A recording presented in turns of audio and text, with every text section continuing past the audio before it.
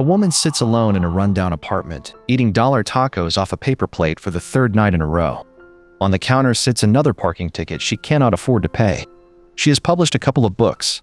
She has good friends, a decent car, a life that looks perfectly fine from the outside.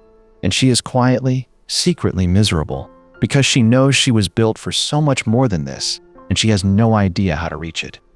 Her name is Jen Sincero. In a few years, she will be driving a car so beautiful she swears the angels sing when she opens the door, riding from a sun-drenched house on a hill. Same woman, same brain. What changed was not her luck. It was one thing she had been refusing to believe. Here is what makes her story maddening. She had already tried everything. She read every self-help book she could get her hands on. She beat a pillow with a baseball bat until she lost her voice. She sat through a ceremony and married herself. She hired coaches with money she flat out did not have. And still, dollar tacos alone every night. So she stopped hunting for the next trick. Because if she had done all of that and nothing stuck, then the problem was not out there in some technique she had not found yet. The problem was somewhere she had never actually looked. It was inside her, running quietly underneath everything, in a part of her own mind she did not even know was calling the shots. Picture driving a car with one foot flooring the gas and the other foot jammed on the brake. That, Sincero says, is most of us consciously wanting the money, the love, the bigger life, while a hidden part of us quietly stomps the brake. That hidden part is your subconscious, and it was programmed early, before you were old enough to argue back. The offhand comment from a parent about people like us. The moment money first felt like a fight. You absorbed it all as simple fact, and decades later, it still runs the show, deciding what you will even let yourself reach for. You think you are choosing your life. Mostly, an old blueprint is choosing it for you. And until you can actually see that blueprint, you cannot change a single line of it. Sincero gives this hidden saboteur a name: the big snooze. It is the scared, small version of you, built out of every fear and rule you inherited, and its entire job is to keep you safe. Not happy, safe, which is why it panics the second you reach for something big and unfamiliar. It whispers that you are being unrealistic, that you will embarrass yourself, that maybe next year would be a better time. It sounds like caution. It sounds like your own sensible inner voice, but it is not looking out for the life you want. It is guarding the life you already have, however small. The big snooze does not want you to fail. It wants you asleep. And most people spend their whole lives obeying a voice they never once realized was not really them. So Sincero asks a deceptively simple question. What if you just decided to see yourself differently? Because all that evidence that you are not the type who gets rich or brave or truly loved, you collected that. And you could just as easily collect the opposite. It is just as easy, she writes, to believe we are awesome as it is to believe we are giant sucking things. Same facts, different story. And the story you pick quietly becomes the life you live. This is the hinge the whole book turns on, and it is where she finally says the thing she needs you to hear. You are a badass. Not someday, once you have fixed yourself. Right now, underneath the fear and the old programming, you always were. The work is not becoming one. It is remembering. But you cannot build an awesome life on a foundation you secretly despise. So Sincero's first real instruction is the one most people skip, because it sounds soft. Love yourself. She means it almost aggressively. She ends every single chapter of this book with those two words, like a drumbeat you are not allowed to ignore. Watch a 2-year-old, she says. Her little nephew once bent down to grab a can off the floor, and he did it with total, unself-conscious perfection, because nobody had taught him yet to doubt himself. You were that once. Every single one of us was. Loving yourself is not arrogance, and it is not a spa day. It is returning to the factory setting you were born with, before the world talked you out of it. Everything else in the book is built on this. Skip it, and nothing holds. Of course, the moment you start loving yourself out loud, you slam into the wall that stops most people. What will everyone think? Sincero's answer is blunt. Their opinion of you is none of your business. She imagines the gossip the Wright brothers must have endured. Picture the neighbors leaning over their pudding. Did you hear those 2 boys think they're going to fly? Every person who ever built something new was, at some point, the fool the town whispered about. If you shrink yourself to keep a room full of people comfortable, you do not win their respect. You just quietly bury the exact thing you came here to do. The people worth keeping will love the real you. The rest were never the point. Their comfort is not worth your one wild life. To make it unforgettable, Sincero introduces you to Loincloth Man. Hiking deep in the Utah desert, she rounds a bend, and there he is. A bearded stranger living alone in the rocks, wearing nothing but a loincloth, carrying a spear, utterly at home in his own strange skin. Everyone else hides who they are, terrified of being too much, too weird, too loud. This man was gloriously, completely himself, apologizing to no one. That, she says, is the whole goal, not the loincloth, the freedom. You came here with a specific gift, some particular way that only you can light up a room or solve a problem or make a thing. Hiding it to blend in is not humility. It is theft from everyone who needed exactly what you were built to give. Be who you are, she says, with a kung fu grip. Now, Sincero makes a turn that will either thrill you or make you skeptical, and she knows it. There is a power, she says, running through everything, and you are plugged into it whether you believe in it or not. She grew up allergic to the word God, so she hands you a whole menu instead. Call it source energy, the universe, the vortex, spirit, the motherlode. Whatever word lets you actually take it seriously. She felt it for the first time in, of all places, a line dancing bar in Albuquerque, watching a room full of strangers move as one and sensing something larger humming underneath. Her point is not theology. It is this. You are not a lonely little speck grinding away all by yourself. You are connected to something vast and generous, and you have been trying to build your life while ignoring the most powerful tool you have. And this power, Sincero claims, works by one rule. It matches your frequency.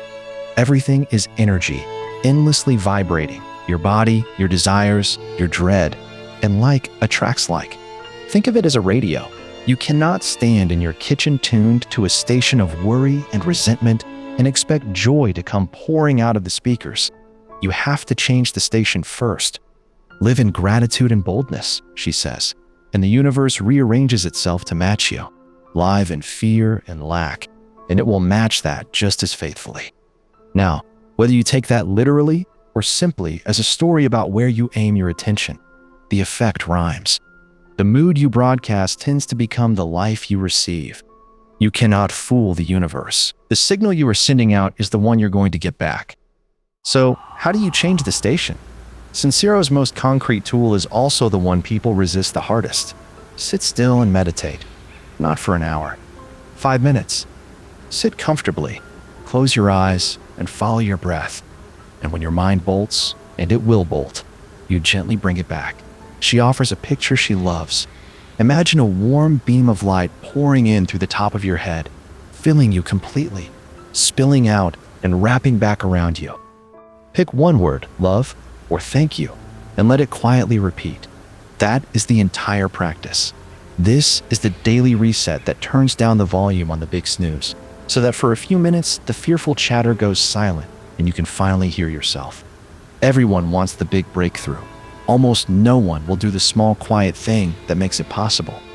Here's the move that sounds like magic, but works like psychology. Act as if it is already true. Sincero once worked with a broke bartender who dreamed of being a poet, living with, as she puts it, tumbleweeds blowing through her empty bank account.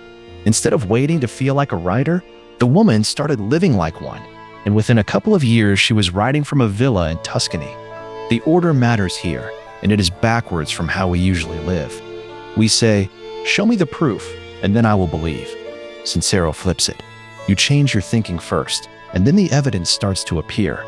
Your brain, handed a new belief, quietly begins hunting for ways to make it real, and opportunities you would have walked right past suddenly light up.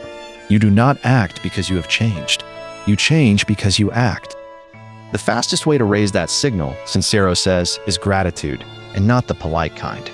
Every night, before you sleep, name 10 things you are genuinely thankful for. Stuck in traffic? Broke? Annoyed?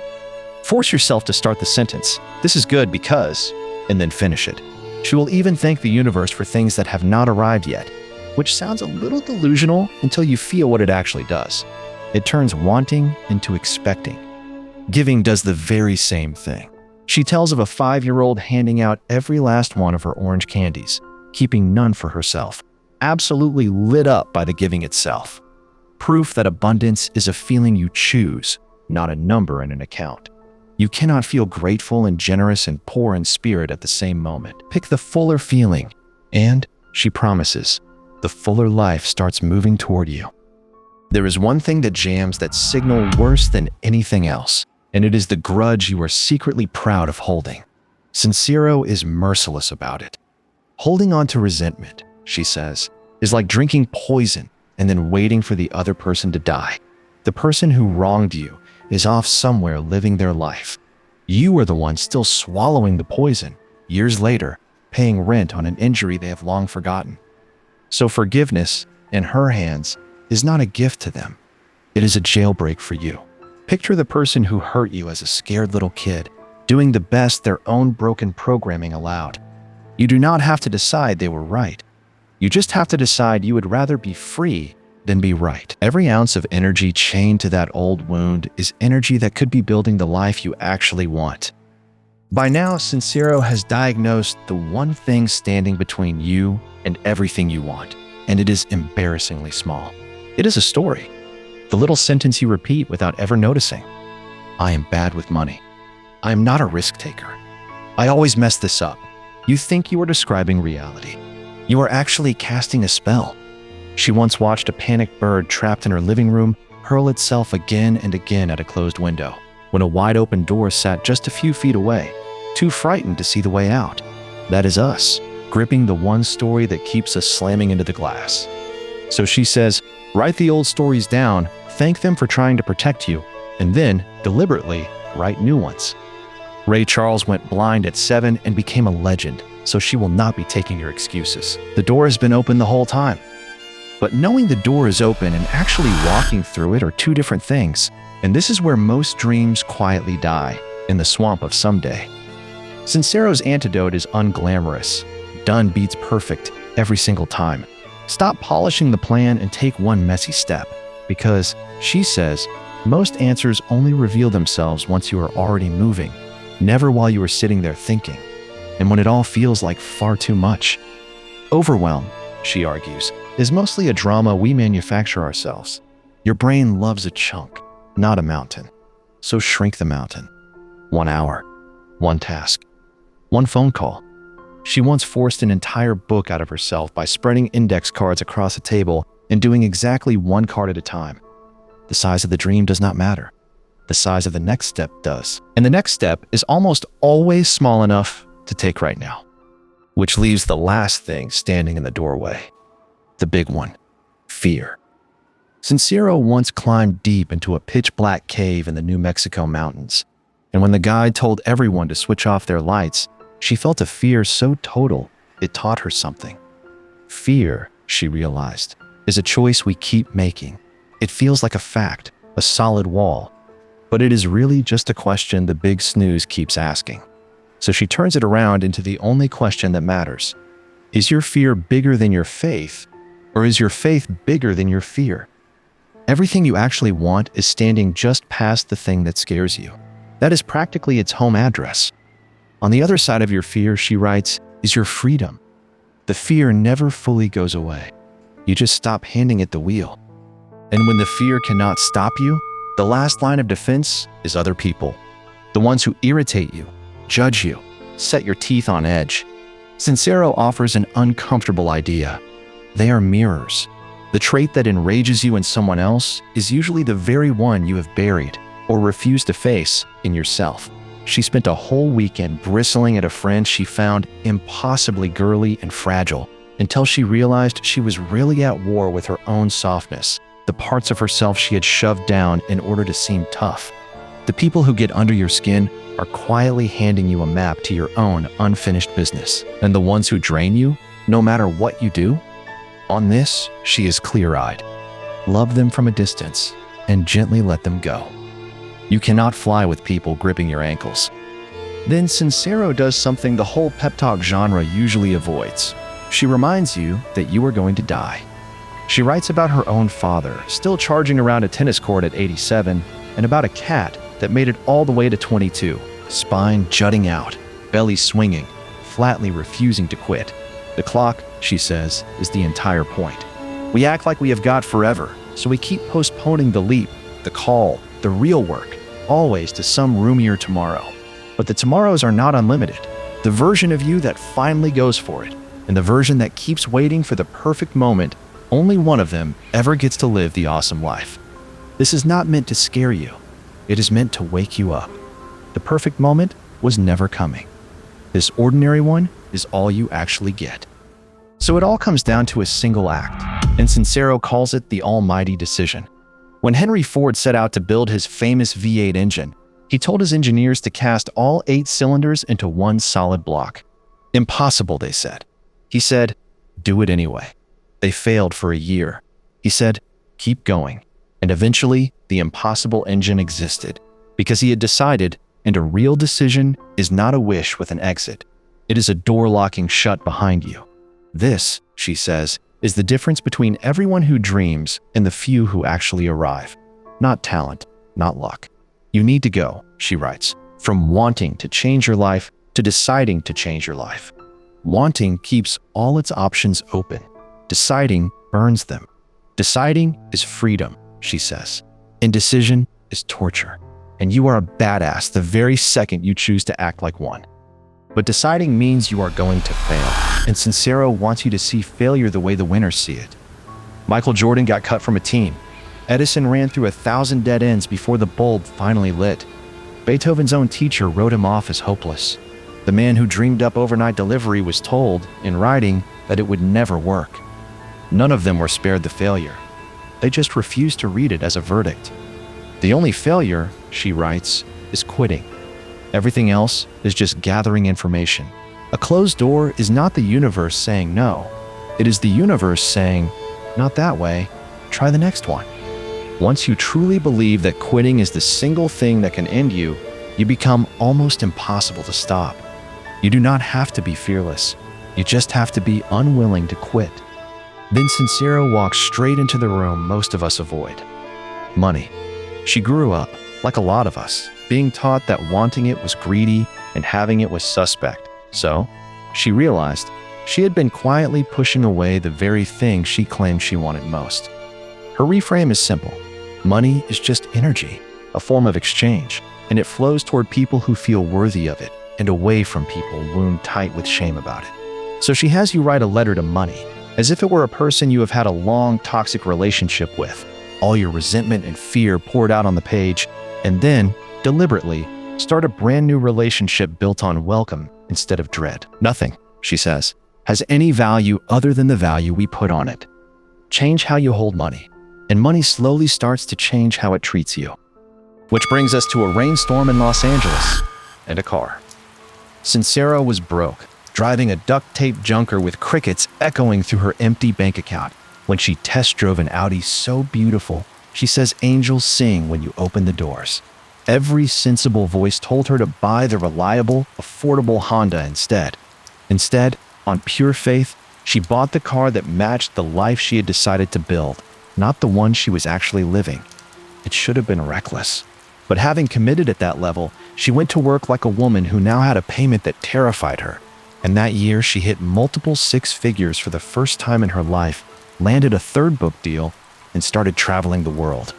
The car did not arrive after the success. The car was the decision that demanded the success. This, at last, is the angels sing car from the very first scene. Now, here's the part that keeps all of this from being a fantasy about forcing the world to obey you. Because after you decide and act and give it absolutely everything, Sincero says you then have to let go. She paints a picture of chasing a butterfly with a net, thrashing and lunging and scaring it further away, versus simply sitting still until it lands on your open hand. You do the work with total commitment, and then you release your death grip on exactly how and when it is supposed to arrive. Surrender, she is careful to say, is not giving up. It is trusting. It is the difference between the desperate party host clinging to every guest and the easy one who is simply glad you came. Do your part like the whole thing depends on you. Then hand the timing to something bigger and stop strangling the very thing you're trying to hold. And underneath every page of it, Sincero keeps hammering one unglamorous truth. You have to actually do the thing. Not read about it, not talk about it at parties, not try. I tried, she says, is the poor version of I did it. This whole book is one long dare to close the gap between the person spewing about the life they want and the person quietly building it. And she built hers. The very same woman who once ate dollar tacos alone in a rundown apartment wrote this book from a sun-filled house on a hill an hour outside San Francisco, overlooking 17 acres of rolling farmland, in exchange for looking after the owner's horse and 2 goats. No trust fund appeared. No one rode in to save her. She changed the story she told about herself, decided, acted, and refused to quit.